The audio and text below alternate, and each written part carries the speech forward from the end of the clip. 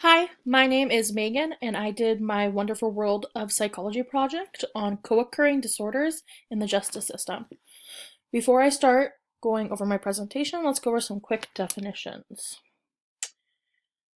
The definition of substance use according to the DSM-5: the substance-related disorders encompass 10 separate classes of drugs: alcohol, caffeine, cannabis, hallucinogens, inhalants, opioids, sedatives, hypnotics, anxiolytics, and stimulants. All drugs that are taken in excess have common direct activation of the brain's reward system, which is involved in the reinforcement of behaviors and the production of memories. They produce such an intense activation of the reward system that normal activities may be neglected.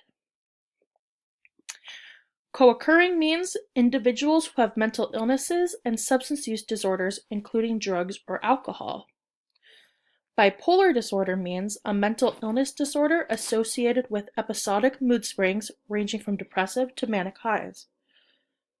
Schizophrenia, a disorder that affects someone's ability to think, feel, and behave clearly. Major depressive disorder, a brain disorder characterized by persistently depressed mood or loss of interest in activities causing significant impairment to daily life. Dopamine, a neurotransmitter. This chemical helps transmit signals to the brain. It affects mood and the brain's reward circuits. Certain drugs have a large amount of dopamine in them, such as heroin, tobacco, and cocaine. Now that we know some of the frequent used terms mean, let's go over the background on how co-occurring disorders have reached an all-time high in the justice system.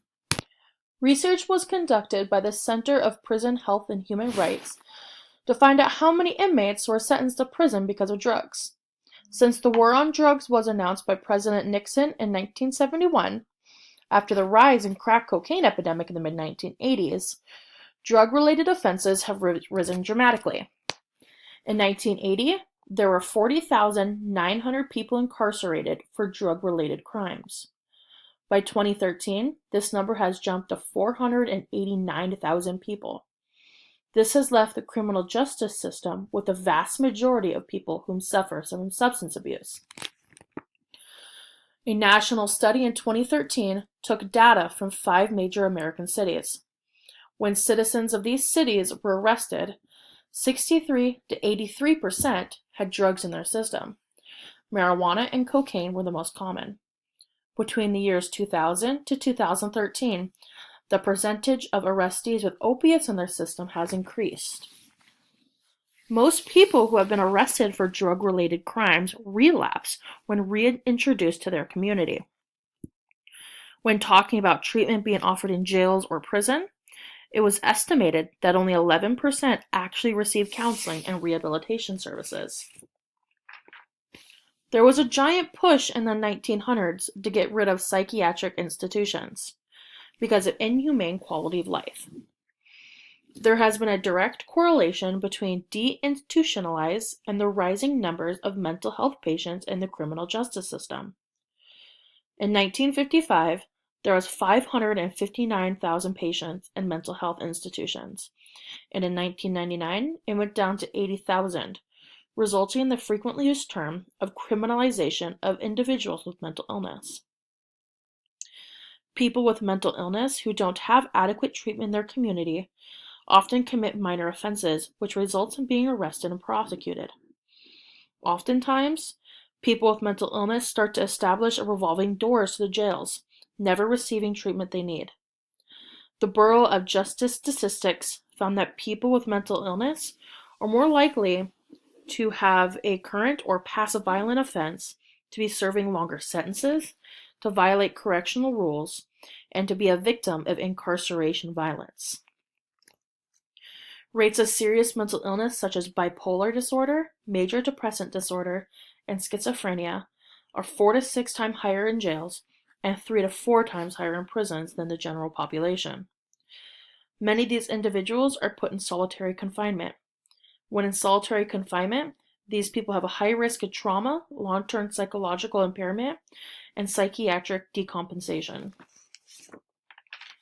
The convergence of getting rid of mental health illnesses and the war on drugs has led to a dramatic increase in offenders with co-occurring disorders for mental health and substance abuse disorder in American jails and prisons. Approximately over half of people incarcerated suffer from co-occurring disorders compared to the 9% of the general public.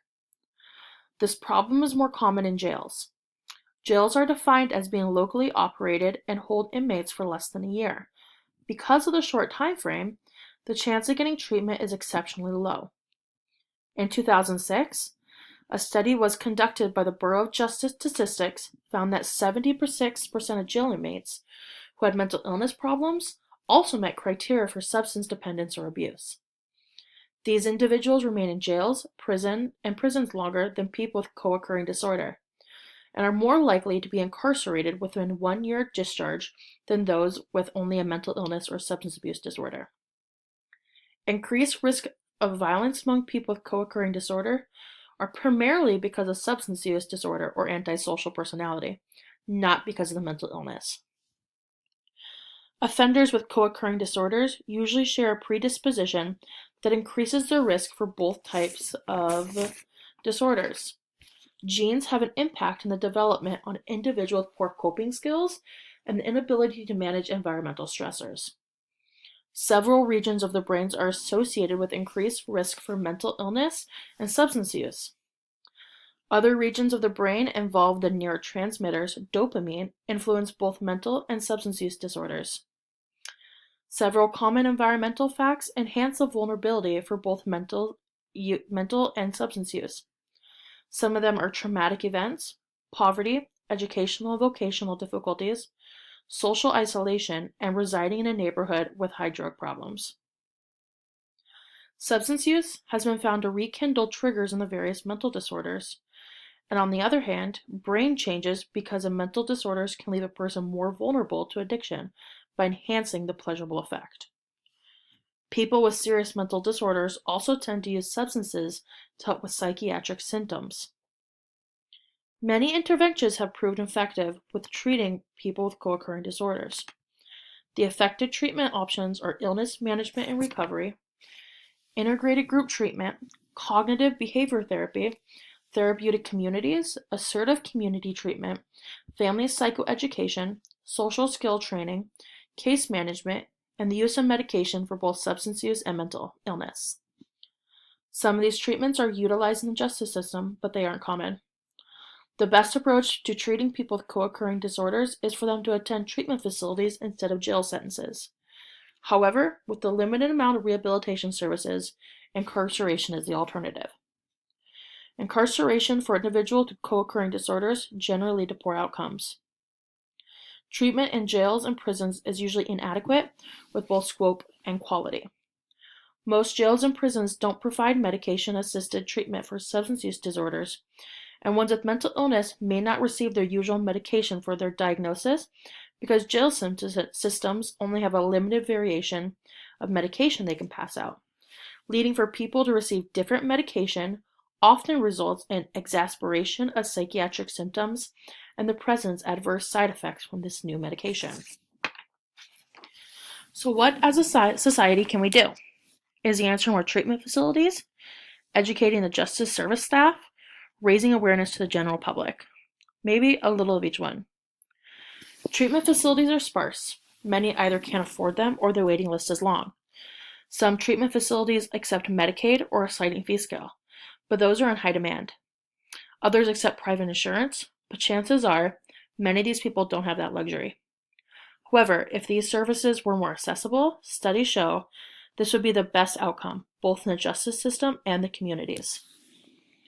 The justice service staff keep penalizing individuals with co-occurring disorders over minor crimes, and they never receive the treatment they need. The court system can be very black and white at times, meaning if someone does a crime, they charge them accordingly and don't look at the underlying factors which lead them to commit the crime in the first place. We can all raise awareness of the subject.